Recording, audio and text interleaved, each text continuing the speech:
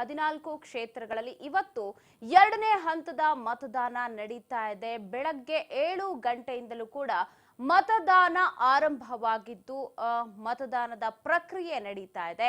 ರಾಜ್ಯದ 14 ಕ್ಷೇತ್ರಗಳಲ್ಲಿ ಎರಡನೇ ಹಂತದ ಮತದಾನ 1 ಗಂಟೆಯವರೆಗಿನ ಶೇಕಡಾವಾರು ನೋಡೋದಾದ್ರೆ ಮತದಾನ ಆಗಿದೆ. 1 ಗಂಟೆವರೆಗೆ 41.59% ಮತದಾನ ಆಗಿದೆ. ಎರಡನೇ ಹಂತ ಬಾಗಲಕೋಟೆಯಲ್ಲಿ 41.1%, ಬೀದರ್ನಲ್ಲಿ 37%, ಚಿಕ್ಕೋಡಿಯಲ್ಲಿ 45%, ದಾವಣಗೆರೆಯಲ್ಲಿ 42% ಆಗಿದೆ. ಧಾರವಾಡದಲ್ಲಿ 40%, ಕಲಬುರಗಿಯಲ್ಲಿ 37%, ಹಾವೇರಿಯಲ್ಲಿ 43% ಆಗಿದೆ. ರಾಯಚೂರು 38%, ಶಿವಮೊಗ್ಗ 44%, ಕೊಪ್ಪಳ 42%, ಉತ್ತರ ಕನ್ನಡದಲ್ಲಿ 44%, ವಿಜಯಪುರ 39% ಶೇಕಡಾವಾರು ಮತದಾನ ಆಗಿದೆ. ಇದು ಕೇವಲ 1 ಗಂಟೆಯವರೆಗಿನ ಒಂದು ಮತದಾನದ ಶೇಕಡಾವಾರು. ಬೆಳಗ್ಗೆ 6 ಗಂಟೆಗೆ ವಾರೂಮ್ ಓಪನ್ ಆಗಿತ್ತು.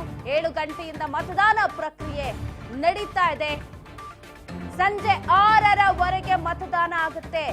ಎಲ್ಲವೂ ಹೇಳಿಕೊಳ್ಳುವಷ್ಟು ಮತದಾನ ಆಗಿಲ್ಲ. ಕೆಲವೊಂದಿಷ್ಟು ಭಾಗದಲ್ಲಿ 50ನ್ನ ಯಾವುದೇ ಕ್ಷೇತ್ರವೂ ದಾಟಿಲ್ಲ ಅಂತ ಅನ್ನಿಸ್ತಾ ಇದೆ. ಇಲ್ಲಿಯವರೆಗೂ ಬಿಸಿಲು ಹೆಚ್ಚಾಗಿರೋದ್ರಿಂದ ಮೋಸ್ಟ್ ಪ್ರಾಬಬ್ಲಿ ಜನ ಮನೆಯಿಂದ ಹೊರ ಬಂದಿಲ್ಲ ಅನ್ನುವಂಥದ್ದು ಮಾಹಿತಿ ಇರಬಹುದು. ಇನ್ನೇನು ಸಂಜೆ ಮೇಲೆ ಸ್ವಲ್ಪ ಮಟ್ಟಿಗೆ ಸೂರ್ಯ ಸ್ವಲ್ಪ ಬಿಸಿಲಿನ ತಾಪವನ್ನ ಕಡಿಮೆ ಮಾಡಿದ ನಂತರ ಜನ ಹೊರ ಬರಬಹುದೇನೋ. ಘಟಾನುಘಟಿಗಳ ಕ್ಷೇತ್ರ ಬಸವರಾಜ ಬೊಮ್ಮಾಯಿ ಅವರು, ಹಾಗೆ ಜಗದೀಶ್ ಶೆಟ್ಟರ್, ಪ್ರಹ್ಲಾದ್ ಜೋಶಿ, ಕಾಗೇರಿ, ಮಾಜಿ ಸ್ಪೀಕರ್, ಕೇಂದ್ರ ಸಚಿವರು, ಮಾಜಿ ಸಿಎಂಗಳು ಇರುವಂತಹ ಕ್ಷೇತ್ರ, ಘಟಾನುಘಟಿಗಳ ಕ್ಷೇತ್ರದಲ್ಲಿ ಇವತ್ತು ನಡೀತಾ ಇರೋದು. ಕೊಪ್ಪಳ, ರಾಯಚೂರು, ಶಿವಮೊಗ್ಗ, ಬೀದರ್, ಚಿಕ್ಕೋಡಿ, ದಾವಣಗೆರೆ, ಉತ್ತರ ಕನ್ನಡ, ದಕ್ಷಿಣ ಕನ್ನಡ, ಧಾರವಾಡ, ಕಲಬುರಗಿ, ಹಾವೇರಿ ಈ ಭಾಗದಲ್ಲಿ ನಡೀತಾ ಇದೆ ಮತದಾನ. 14 ಕ್ಷೇತ್ರಗಳಲ್ಲಿ ಇಲ್ಲಿಯವರೆಗೆ ಸಾಧಾರಣ ಅಂತ ಹೇಳ್ಬೋದು. ನಾನು ಹೇಳ್ದಂಗೆ ಎಲ್ಲೂ 50% ಹತ್ರ ಕೂಡ ಬಂದಿಲ್ಲ. ಅಷ್ಟು ಮತದಾನ ಆಗಿರೋದು. ನಾನು ಹೇಳ್ದಂಗೆ ಆ ಕಡೆ ಎಲ್ಲ ಸಿಕ್ಕಾಬಟ್ಟೆ ಬಿಸಿಲು. ಈ ಬೆಂಗಳೂರಲ್ಲೇ ಈ ಒಂದು ಬಿಸಿಲನ್ನ ಬೇಗೆಯನ್ನ ತಡಿಯಕ್ಕಾಗ್ತಾ ಇಲ್ಲ. ಮನೆಯಿಂದ ಹೊರಬರಕ್ಕಾಗ್ತಿಲ್ಲ. ಇನ್ನು ಬೆಳಗಾವಿ, ಬಳ್ಳಾರಿ, ಕೊಪ್ಪಳ ಈ ಭಾಗದಲ್ಲಿ ಹೋದ್ರೆ ಬಿಸಿಲಿನ ಕಾವು ಇನ್ನೂ ಕೂಡ ಹೆಚ್ಚಾಗಿರುತ್ತೆ. ಸೊ ಹಾಗಾಗಿ ಮೋಸ್ಟ್ ಪ್ರಾಬಬ್ಲಿ ಬಿಸಿಲು ಸ್ಟಾರ್ಟ್ ಆಗೋ ಮುಂಚೆ ಸ್ವಲ್ಪ ಜನ ಹೋಗಿ ಮತ ಹಾಕಿರ್ತಾರೆ. ತದನಂತರ ಸ್ವಲ್ಪ ಮಟ್ಟಿಗೆ ಮನೆಯಿಂದ ಹೊರ ಬಂದಿರೋದು ಜನಗಳ ಕಷ್ಟ. ಸಂಜೆ ಮೇಲೆ ಮತ್ತಷ್ಟು ಜನ ಬರ್ತಾರೆ ಅಂತ ಅನ್ಸುತ್ತೆ. 4 ಗಂಟೆ ಮೇಲೆ ಸ್ವಲ್ಪ ಬಿಸಿಲು ಕಡಿಮೆ ಆದ ಹಂಗೆ ಬಂದು ವೋಟ್ ಹಾಕಬಹುದು ಅಂತ ಅನ್ಸುತ್ತೆ. ಆದ್ರೆ ವೋಟ್ ಹಾಕಿ ಪ್ರತಿಯೊಬ್ಬರ ಹಕ್ಕು ಕೂಡ, ಮತ ಹಾಕಬೇಕು ಅಂತ ಹೇಳೋದು. ನಿಮ್ಮ ಹಕ್ಕುಗಳನ್ನ ನೀವು ಹೆಂಗೆ ಕೇಳಿ ಪಡಿತೀರೋ ಅದೇ ತರ ಮತದಾನ ಅನ್ನೋದು ಕೂಡ ನಿಮ್ಮ ಒಂದು ಆಜನ್ಮ ಸಿದ್ಧ ಹಕ್ಕು. ಅದನ್ನ ಪ್ರತಿಯೊಬ್ರು ಕೂಡ ಮಿಸ್ ಮಾಡದೆ ಹಾಕ್ಲೇಬೇಕು. ಸೊ 1 ಗಂಟೆಯವರೆಗಿನ ಮತದಾನದ ಶೇಕಡಾವಾರು ನಾವು ನೋಡಿದ್ವಿ. ಕೇವಲ 41.59% ಮತದಾನ ಆಗಿದೆ. ಸೊ ಇನ್ನಾದ್ರೂ ಯಾರೆಲ್ಲ ಮತದಾನ ಮಾಡ್ಲಿಕ್ಕೆ ಹೋಗ್ಲಿಲ್ಲ, ಯುವಕರು ಹೊಸದಾಗಿ ಯಾರೆಲ್ಲ ವೋಟಿಂಗ್ ಲಿಸ್ಟ್ ಅಲ್ಲಿ ಇದ್ದೀರಾ, ನೀವುಗಳಾಗಿರಬಹುದು, ಮನೇಲಿರೋರು ಹೋಗಿ ಮತವನ್ನ ಹಾಕಿ. ರಜೆ ಇದೆ ಅಂತ ಮನೇಲಿ ಕೂರೋ ಬದಲು ಮತದಾನವನ್ನ ಮಾಡಿ. ರಾಯಚೂರಲ್ಲೆಲ್ಲ ನೋಡಿ ಕೇವಲ 38% ಆಗಿದೆ. ವಿಜಯಪುರದಲ್ಲಿ 39%. ಸೊ ಯಾಕೆ ಹೆಚ್ಚೆಚ್ಚು ಮತದಾನ ಆಗ್ಲಿಲ್ಲ ಅಂದ್ರೆ ಒಂದು ಬಿಸಿಲಿನ ನೆಪ ಇರಬಹುದು ಅಂತ ಅನ್ಸುತ್ತೆ. ನೋಡೋಣ, ಸಂಜೆ ಇನ್ನು 6 ಗಂಟೆವರೆಗೂ ಟೈಮ್ ಇದೆ. ಇನ್ನಾದ್ರೂ ಹೆಚ್ಚೆಚ್ಚು ಜನ ಮತದಾನಕ್ಕೆ ಮುಂದಾಗ್ತಾರಾ ಅಂತ. ಇಲ್ಲಿಯವರೆಗಿನ 1 ಗಂಟೆಯ ನಂತರ ಈಗಾಗಲೇ ಇನ್ನೂ 2 ಅವರ್ ಹೆಚ್ಚಿಗೆ ಆಗಿರುತ್ತೆ. ಸೊ ಅಲ್ಲಿನ ಈಚೆಗೆ ನಾವು ತಗೊಂಡ್ರೆ ಕೇವಲ 41.59% ಮತದಾನ ಆಗಿದೆ ಇಲ್ಲಿಯವರೆಗೆ ಶೇಕಡಾವಾರು. ಸೊ 14 ಕ್ಷೇತ್ರಗಳ ಶೇಕಡಾವಾರು ಮತದಾನದ ಅಂಕಿ ಅಂಶಗಳು.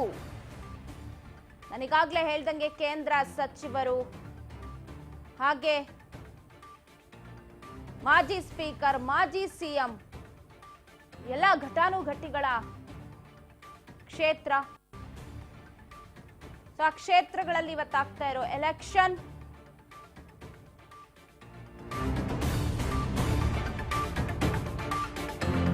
ರಾಜ್ಯಗಳಲ್ಲಿ ಶೇಕಡಾವಾರು ಮತದಾನವನ್ನ ನಾವು ನೋಡೋದಾದ್ರೆ ಅಸ್ಸಾಂ, ಬಿಹಾರ, ಛತ್ತೀಸ್ಗಢದಲ್ಲಿ ತಲಾ 46, 38, 40ರಷ್ಟು ಆಗಿದೆ. ಗೋವಾದಲ್ಲಿ 40.04% ಮತದಾನ ಆಗಿದೆ. ಮಧ್ಯಪ್ರದೇಶದಲ್ಲಿ 44, ಮಹಾರಾಷ್ಟ್ರದಲ್ಲಿ 31ರಷ್ಟು ಮತದಾನ ಆಗಿದೆ ಇಲ್ಲಿಯವರೆಗೆ.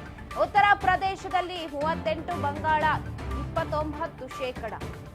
ಇದು 10 ರಾಜ್ಯಗಳ ಇವತ್ತು ನಡೀತಾ ಇರೋದು 12 ರಾಜ್ಯಗಳಲ್ಲಿ ಎಲೆಕ್ಷನ್.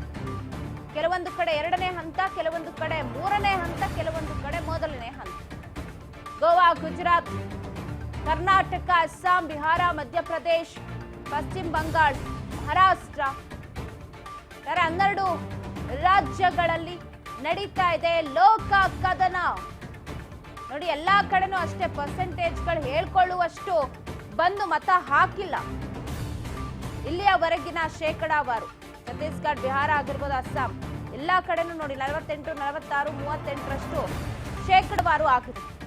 ಗುಜರಾತ್, ಕರ್ನಾಟಕ, ಗೋವಾ, ಮಧ್ಯಪ್ರದೇಶ, ಮಹಾರಾಷ್ಟ್ರ ಎಲ್ಲೂ ಕೂಡ 50 ಕ್ರಾಸು ಆಗಿಲ್ಲ, 50ನೂ ಆಗಿಲ್ಲ. ಇದು 1 ಗಂಟೆವರೆಗೂ ಆದಂತಹ ಶೇಕಡಾವಾರು ಮತದಾನದ ಅಂಕಿ ಅಂಶಗಳು.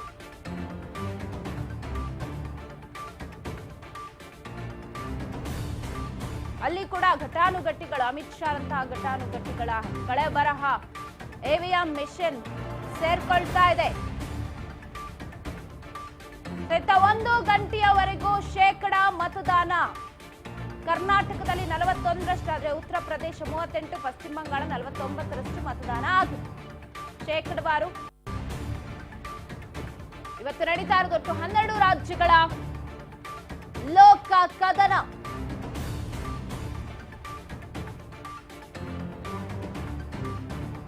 ಎಲ್ಲಾ ಕಡೆನೂ ಕೂಡ ಬೆಳಗ್ಗೆ 7 ಗಂಟೆಗೆ ಆರಂಭ ಆಗುತ್ತೆ. 6 ಗಂಟೆಗೆ ವಾರ್ ರೂಮ್ ಓಪನ್ ಆಗಿರುತ್ತೆ ಅಧಿಕಾರಿಗಳ ಸಮ್ಮುಖದಲ್ಲಿ. ಅದಾದ ನಂತರ 7 ಗಂಟೆಯಿಂದ ಮತದಾನ ಆರಂಭವಾಗಿದೆ. ಈಗಾಗಲೇ ಪ್ರಧಾನಿ ಮೋದಿ ಅವರು ಮತದಾನವನ್ನ ಮಾಡಿದ್ದಾರೆ. ಅಮಿತ್ ಶಾ ಅವರು ಕೂಡ ಇರುವಂತಹ ಕಣದಲ್ಲಿ ಇರುವಂತಹ ಕ್ಷೇತ್ರ